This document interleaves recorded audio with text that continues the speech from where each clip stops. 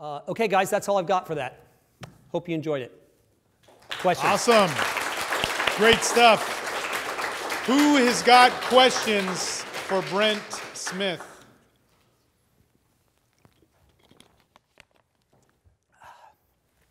All right, here we have, what if a woman forgets who you are between the approach and the date? Really? Then you haven't done a very good job of making yourself, make an imprint on her. If she forgets, well, give me, like, how would I know she forgot? Because you're going to text her and say, hey, it's so-and-so from the other night, and she'll go, who's this? Is that what you're saying? Or what are you saying? Exactly. Because you're not texting her. You're waiting for her to text you, right?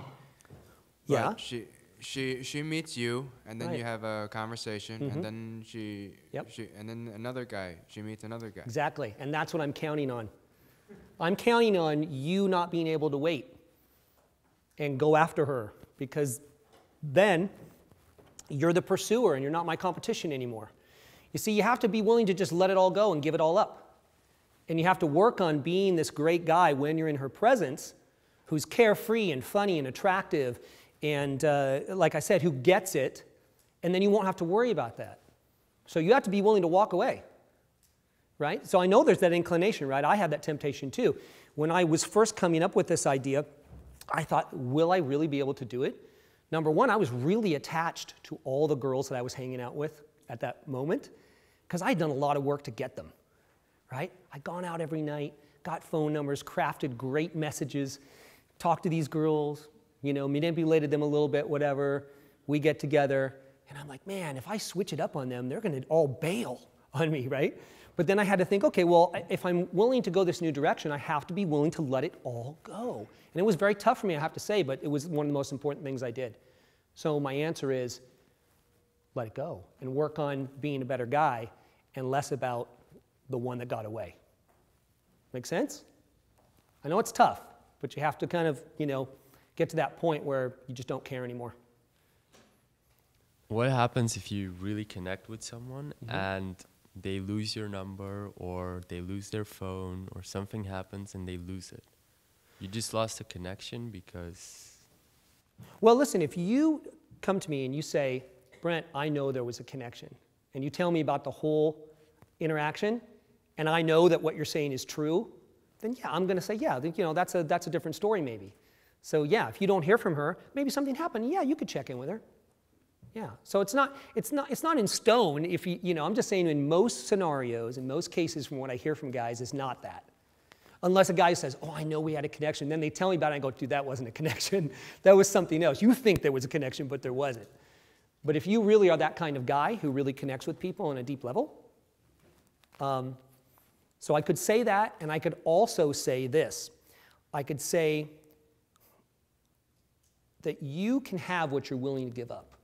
So if you're willing to not worry about that one who you had a connection with, that maybe she lost her phone, when you are kind of unavailable to giving in to worrying about those situations, then you will truly be on the next level. I could say that too.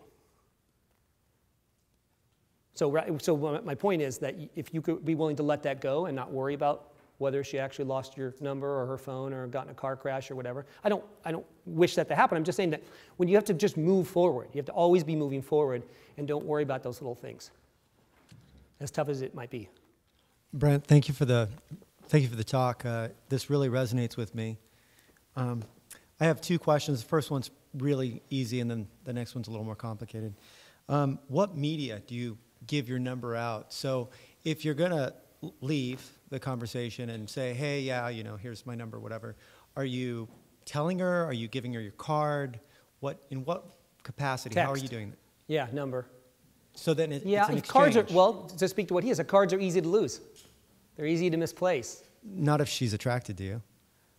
Well, I'm just saying that sometimes, right? Like, or so if you happen to run exchange. into her again and say, hey, I thought you were going to, call me. Oh, I lost your card. Right? It can be an easy way out, an easy excuse, too. So then it is an exchange of numbers. Yeah, it's an exchange of numbers. Now, if that's all you got, your phone's dead or it's not working, do whatever. But I'm just saying that in most cases, what I do is I will just offer my number.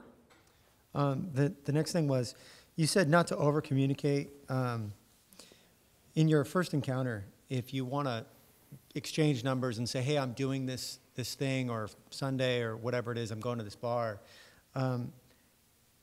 how do you know between over-communicating and mystery and saying, hey, I'm involved in this, or I'm doing this? What's the balance there? Okay, well, when I'm talking to her, I'm watching her body language and seeing how she's reacting to everything I'm saying. I'm also looking for a little indicator of interest, of course. That's always best, right? If I talk about it and she says, oh, that sounds cool, that sounds fun, I love wine, or I love this, I go, oh, well, it's like as an afterthought, and as opposed to what I used to do, it's, oh, well, you're welcome to join me if you'd like.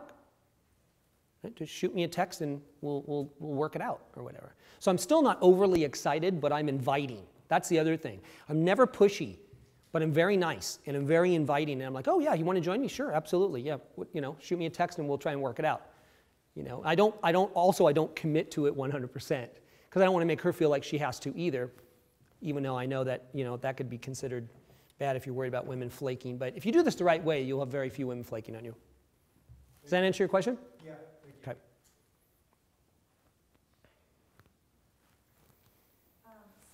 At the end, you said to just send like a very blunt text recommending to come over for drinks or to go over to her house for drinks.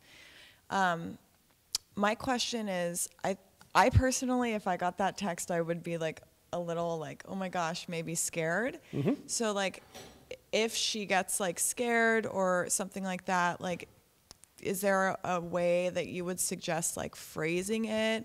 Or maybe like only say it to like a specific type of girl? I totally understand where you're going with that. Okay, so yeah, I mean, I'm assuming that if you're, and I'm, you know, again, this is all about experimenting, and some of this will be for, if you have a certain context with a person that you've already set, there will be some pre-context, right? So it's not going to work in every situation. Someone is going to say maybe, oh, I don't feel comfortable with that. Right? Like, I'm not meeting you. Yeah, let's meet out again, right? And I understand that. So in that case, I would be saying, you know, I don't know what you're doing, but I'm thinking about just staying in and maybe having a glass of wine or watching a movie or something. You know, let me know if that interests you, right? Instead of, you know, being super blunt, you know, let me know. But so what I'm assuming is that when I usually when I teach this in a much deeper way where people, you know, the whole course about it, is that you're building trust when you first meet someone. So there's, of course, no one's going to get together with someone alone if they don't trust them. Right? If you don't feel trustworthy, you're not going to meet up with a stranger at their house or you have them into your house. So I understand where you're coming from. So I'm assuming that there's trust built, but there is another way to go about it, and hope that was helpful. Okay, cool.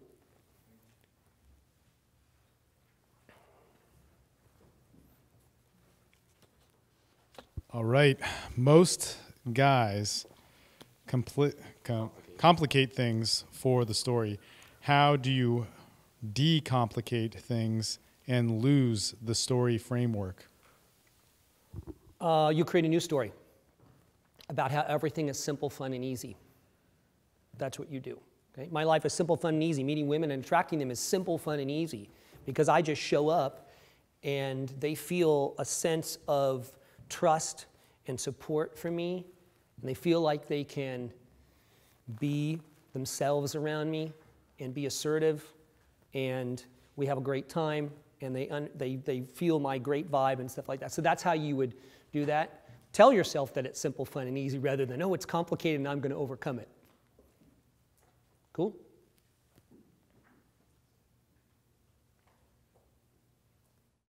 All right, let's give it up for Brent Smith.